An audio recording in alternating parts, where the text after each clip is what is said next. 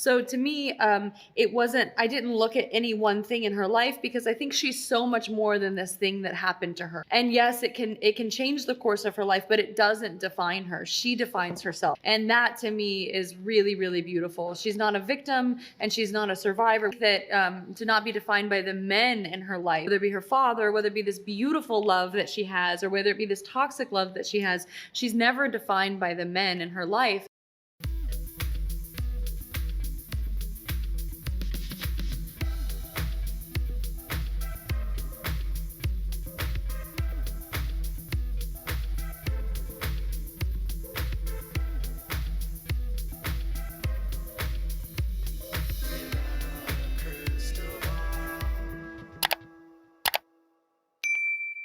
Hi, besties. Blake Lively, I think she has made a deal with the devil because she's going to ride into the sunset on the sworn declaration of a known liar, James Vituscka. And her attorney yesterday filed in court a response to James' declaration, which dun dun dun. Now we know why he filed the declaration. And amid that declaration that was filed, her letter was being used to paint a narrative that with Wayfarer was withholding evidence. But her attempt to manipulate the court in such an egregious and obvious way was not met well by the judge. And we'll get to that at the end of this video. But Judge Lyman issued a ruling that scolded Blake for filing an improper letter. James' filing of a declaration that was in complete opposition to what he has already said so many different times to so many different people, and opposite what he said in a declaration from June, felt really weird for timing, right? And then Blake suddenly pounced on it and used that to get ahead of the judge and say to the judge, listen, this is why I need this evidence. Because I believe Blake knows that she's not entitled to that evidence. And I think she also knows that some of those communications would likely be covered by attorney-client privilege. But James is an unreliable narrator, and she really did make a deal with the devil because he lies all the time, and the judge saw right through her games. So let's talk about James Vituscka and this declaration game. I'm going to share with you even more evidence of James and his flip-flopping and how he and Leslie Sloan together smeared Justin Baldoni, and James then ran to Baldoni only when he realized that he might be liable. And then he ran to Lively, obviously, because he became her co-conspirator in this scheme to manipulate the court with a declaration that was false. So let's get into it. This one is going to be juicy. So she has been in this fight with Wayfarer that she believes she's entitled to their communications with people after she initiated her lawsuit, because she's proposing that they are running an ongoing smear campaign, which is ludicrous because they have the right to defend themselves, right? And just like she's run to the media to smear Justin, they have a right to respond. So in this case, because so much of her case has fallen apart, now they're going to use James and say that James is proof that they included a text messages that they knew were false and that they willfully included these knowing it was false in order to like further perpetuate a smear campaign. And then they filed this lawsuit in bad faith, which again matches their sanctions document.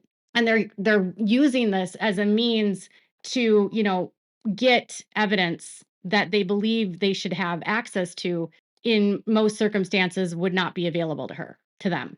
So their argument is that Exhibit A is a text communication dated on December 25th that shows one of the central claims asserted by the Wayfarer defendants in this case, that Leslie Sloan told Mr. Vituscka that Miss Lively was sexually assaulted by Justin Baldoni, had no reasonable basis in fact. These allegations was the pretense upon which the Wayfarer defendants sued Miss Sloan, her company, and Miss Lively. Not really. That statement was not the reason why they sued him. They sued them because of the New York Times. Regardless, Exhibit A presents clear evidence that Bryan Freedman and Melissa Nathan understood no later than December 25th that their core factual allegation regarding this defamation claim was baseless. Further, neither Nathan nor any of the defendants or their counsel produced the December 25th, raising the question whether their insistence on maintaining a December 20th cutoff date is motivated by their possession of this and or similar documents. So they're basically using his declaration and the fact that he received these emails and texts on the 25th to state that they're withholding evidence because they're guilty. That's the whole motivation for James filing that declaration. They claim that they knew it was false. Mr. Freedman knew on December 25th, 3 weeks before he filed the original complaint in this action alleging defamation against Sloan, that Miss Sloan did not tell Mr. Vituscka that Miss Lively was sexually assaulted by Mr. Baldoni. That is like literally a tiny paragraph of a greater, longer lawsuit, which was mostly in relation to what she did with going to the New York Times.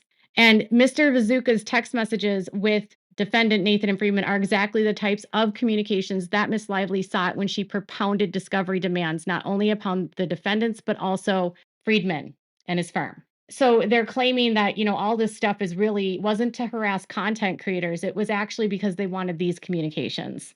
And they're saying that now that we have this proof, Judge, you need to allow us to get evidence after this, the 20th of December.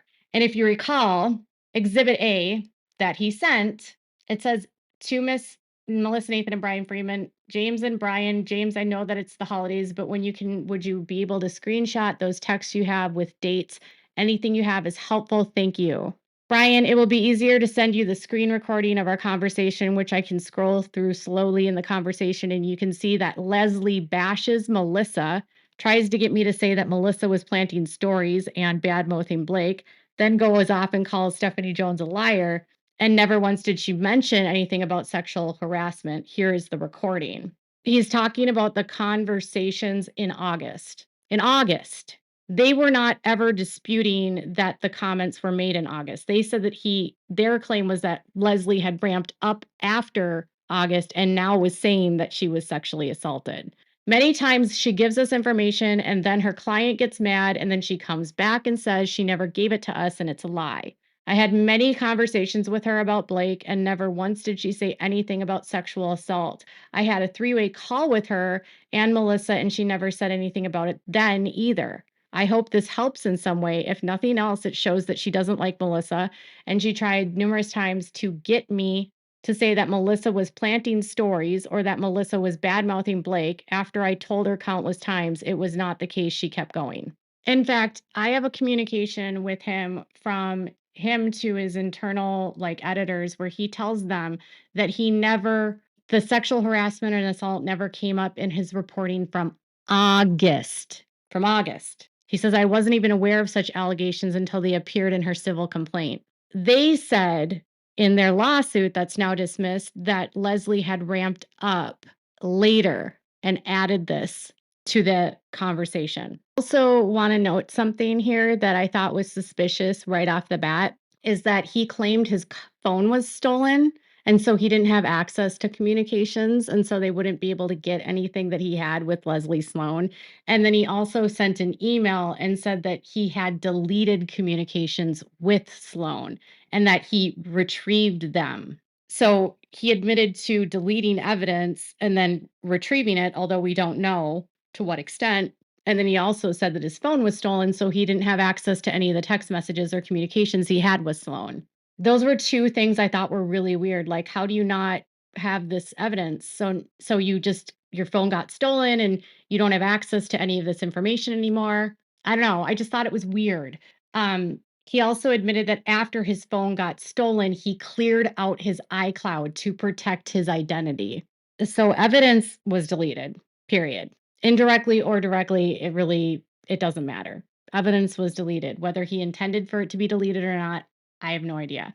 But it really kind of started to feel like he was misleading people when it came to what he had said. And what was the most obvious to me in his entire MO was that he was trying his hardest, no matter how he could, to deflect and project what he had done, his choice to talk to Melissa Nathan and Bryan Freedman, and break reporters' privilege and then issue information to them, which was giving Leslie source information to Melissa Nathan, which ethically for the Daily Mail was viewed as a betrayal to them and outside of neutrality and exposing source information. And he didn't want to acknowledge that he had done that. And so he would like justify doing that by saying, well, he knew what had happened. He had the truth and he wanted to blow the whistle. And to a degree, I understood that.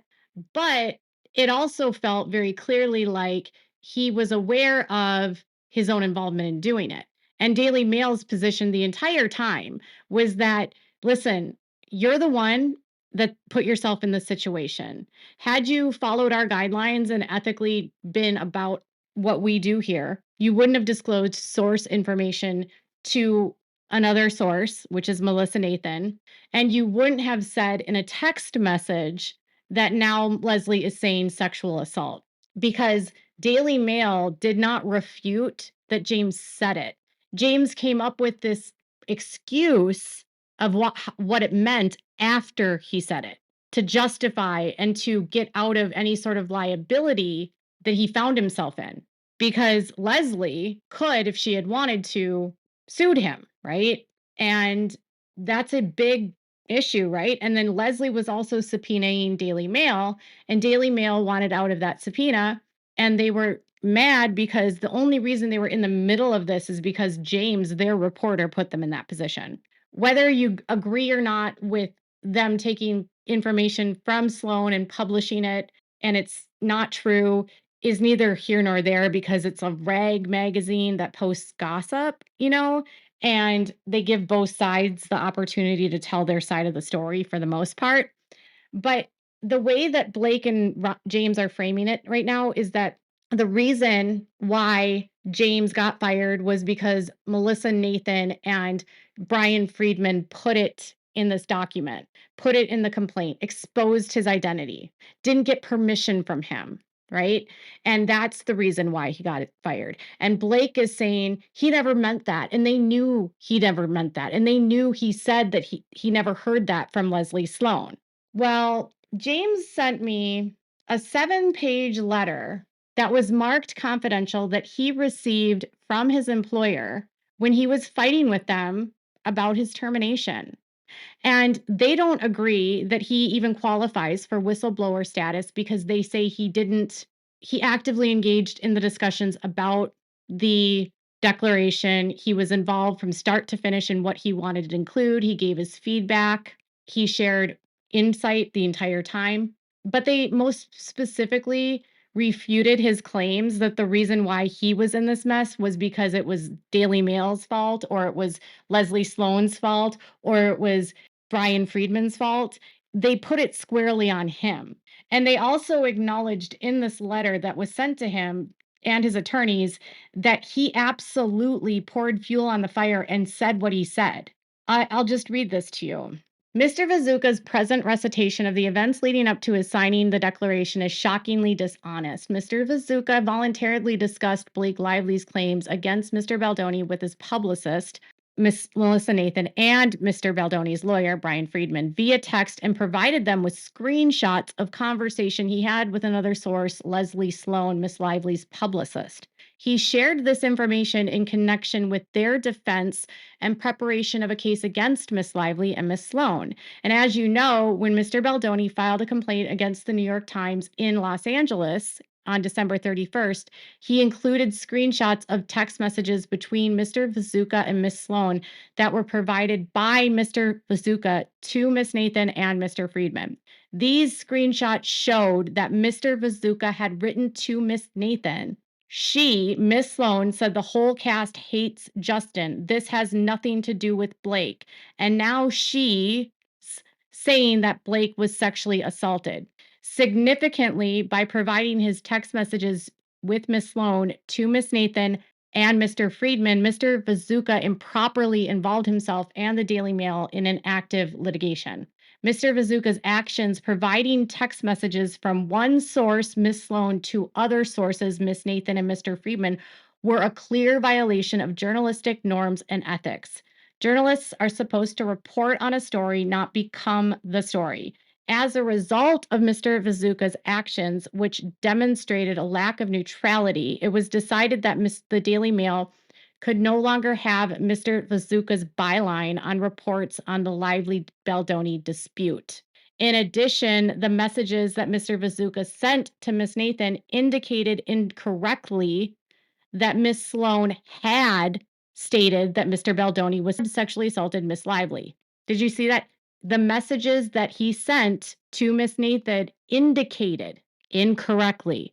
They're not blaming anyone on context here. They're saying Vituscka said it, that Miss Sloan had stated that Mr. Baldoni had sexually assaulted Miss Lively, seemingly fueling the disputes between Miss Lively and Mr. Baldoni even further, and particularly the dispute between Mr. Baldoni and Miss Sloan. He acknowledged his mistake to leadership on January 2nd, and he wrote to the executive editorial staff concerning the inclusion of his text messages in Mr. Baldoni's complaint. He explained that he agreed to provide Mr. Freedman with his communications because he saw no harm in doing this and did not expect these text messages to go beyond Freeman. In the same email, Mr. Vituscka reflected that in hindsight, I should have done nothing. He also added that after the complaint was filed, Miss Nathan told me she had no idea that he was going to include those texts, and she apologized. I don't know if that actually is true or not. He has a history of lying. He provided his manager with a text he sent to Mr. Freedman and Miss Nathan in which he told them, when I was sending you that stuff, I was under the impression that it was just a conversation between us. I was never giving you authorization to use my name and photo with exact text. That is insane. Though the amended complaint filed on January 2nd removed certain texts that were provided, it continued to include with his name and picture redacted the text between him and Sloan that he sent to Miss Nathan commenting that now she's saying that Blake was sexually assaulted. Now, not August, now. They weren't ever disputing that she said it in August. They're saying she didn't say it now. And that's what he told them. Later in January, he became aware that Mr. Baldoni intended to file a defamation lawsuit against Miss Lively and others in federal court in New York, recognizing that he had made a significant and very public mistake with respect to the December 31st complaint that compromised not only his own reporting, but also tarnished the reputation of Daily Mail. He sent an email to Richard Ellis, the U.S. managing editor of Mail Online, on January 15th, in which he said that he made explicitly clear to Mr. Freedman not to include me or the Daily Mail in their countersuit. After the situation that occurred last time, I would assume that this goes without saying. In the email, Mr. Vituscka included a copy of his text message to Mr. Freedman in which Mr. Vituscka had stated, I need to make it clear that I do not want to be involved in this lawsuit in any capacity. Being part of this suit or having any association with it, even if names are removed, will jeopardize my job and career. Please ensure I'm fully excluded and mention of Daily Mail in connection with myself before filing. In there, he's not telling them he never said it. He's not telling them it was a mistake. He's not telling them he meant to say sexual harassment. He's just saying, if you put this in there, I'm going to lose my job. But it had already been placed in a lawsuit in New York, in California. And so they redacted his name. And they did not specifically name him. They referred to him as an unnamed reporter, despite his representation to Mr. Ellis that neither he nor the Daily Mail were to be included. The complaint, even after it was amended on January 31st, still contained multiple text messages that Mr. Vituscka had improperly shared, including several text exchanges between Mr. Vituscka and Miss Sloan, and the text messages he sent to Miss Nathan commenting that Miss Sloan had stated that Mr. Baldoni sexually assaulted Miss Lively. He claims that the only text that was in the amended complaint was that one text, but that's not true. Many of the texts he shared were included in that complaint. So the problem for James is that he gave Daily Mail so many different stories about those text messages because he told the managing editor of the United States, listen, like, I never gave them the authorization. But then he told his desk, like the desk editor that he works with on the floor, that he might have indirectly assumed. It kind of depends on who he was talking to. He would change his story, but he told one of his editors this. I knew that they were using the information in the messages. I assumed that they were going to use it on background and not include my photo and my name, which is why I had amended to remove my photo and name.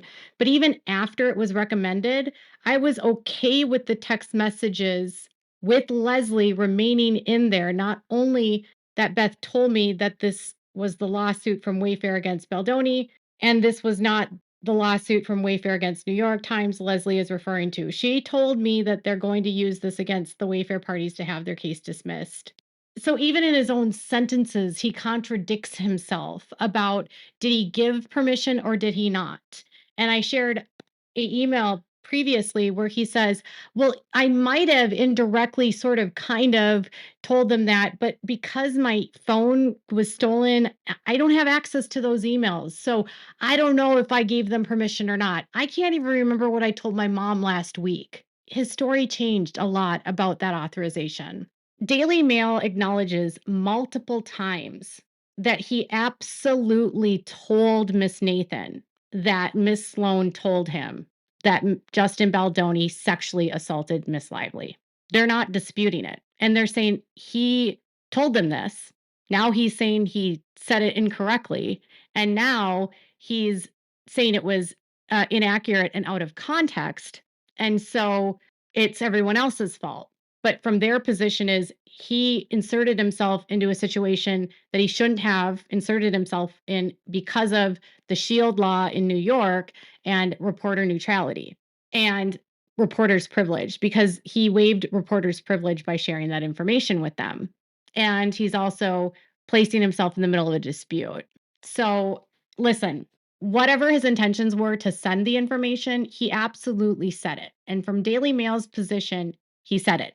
And from Daily Mail's position, he was not a whistleblower because they never tried to obstruct justice of him complying with the subpoena.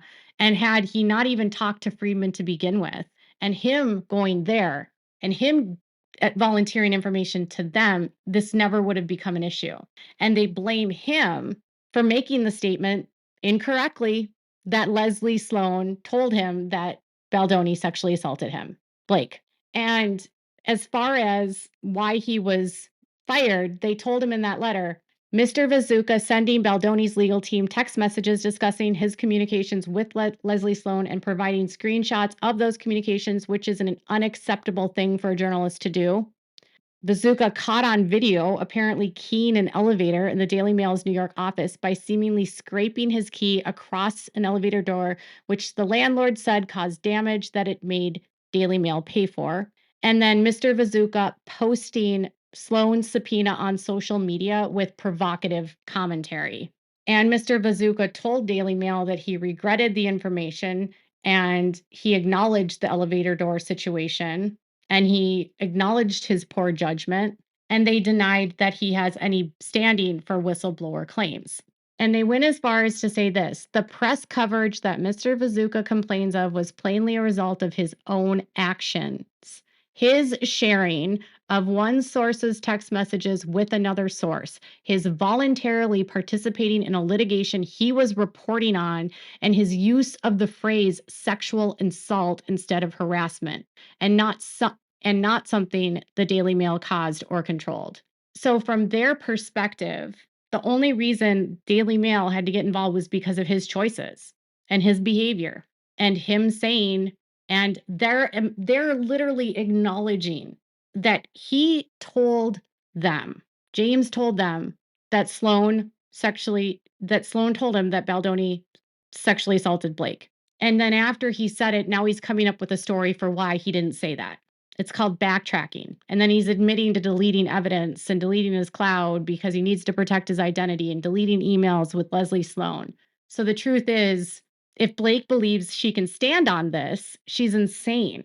He fired Mark Garagos because Garagos clearly knew that if James admitted that his declaration was false, he would get charged with perjury or could be charged with perjury, and that withdrawing the subpoena and saying that he lied or drawing the affidavit and saying that he lied exposed him to perjury charges, which can carry up to 5 years in prison.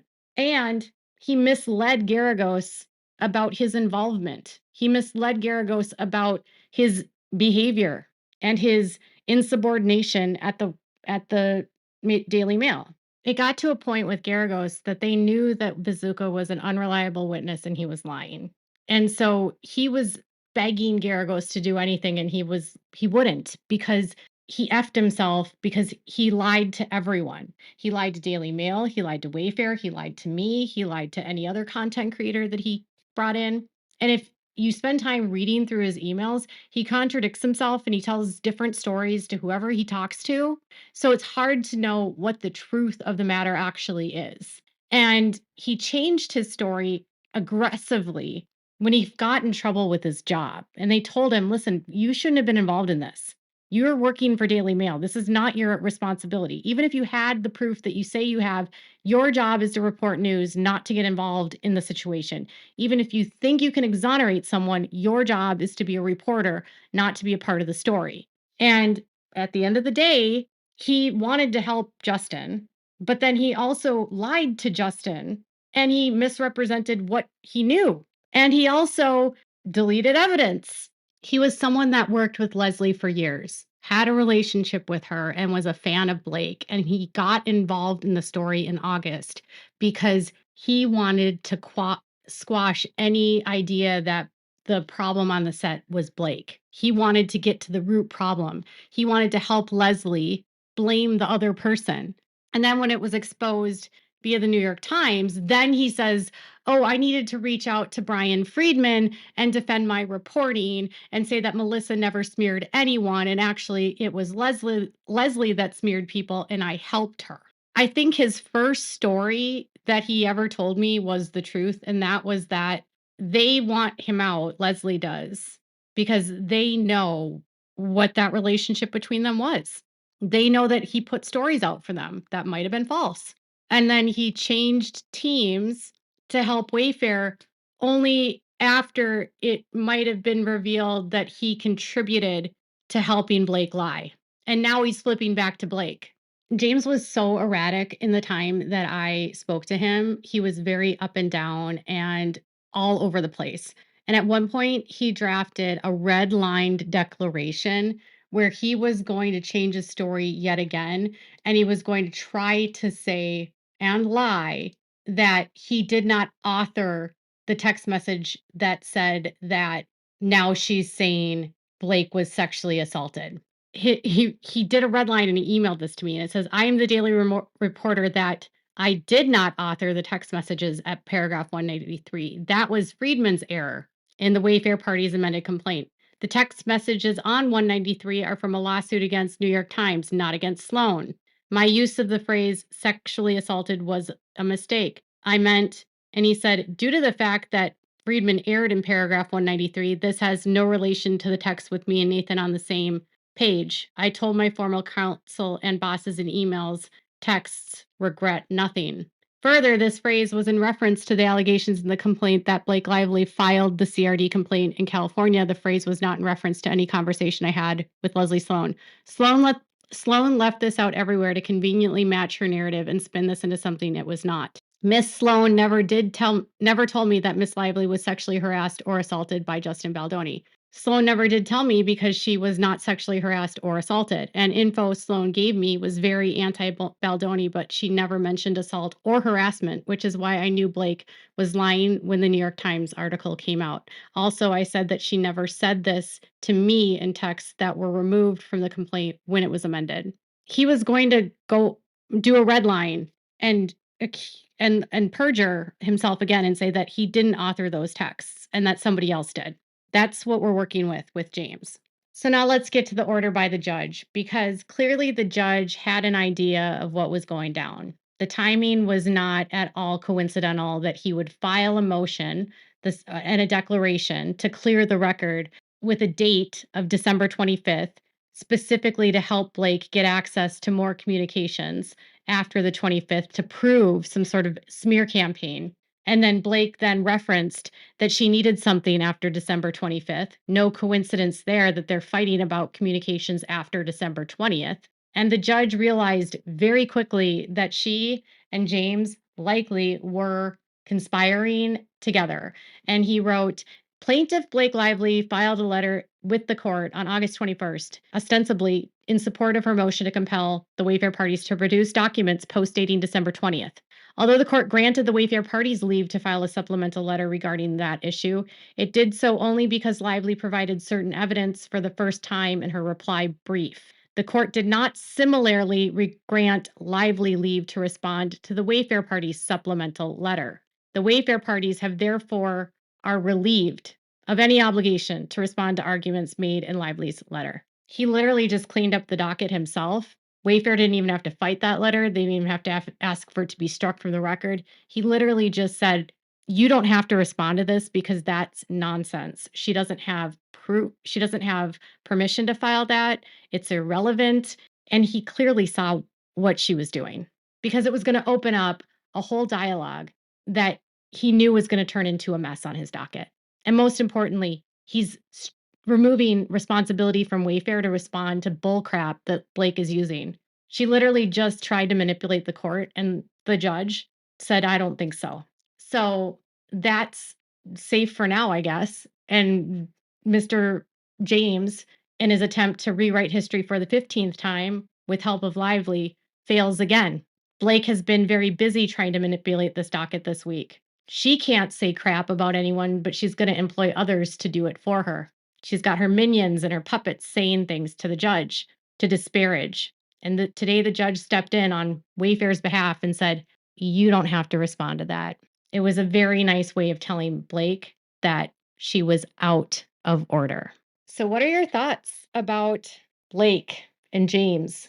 It seems like them teaming up together in a way is a way for them to cover for each other because both of them, Blake and James, participated in a smear campaign against Baldoni. And James knows it, but Blake denies it. But James is now on her side, trying to protect his liability, and he's going to go down in flames. Tell me your thoughts in the comments below. Make sure to give this video a thumbs up. Make sure to subscribe to my channel if you haven't subscribed and click the bell so you never miss a video. Thanks so much for watching. Bye, besties.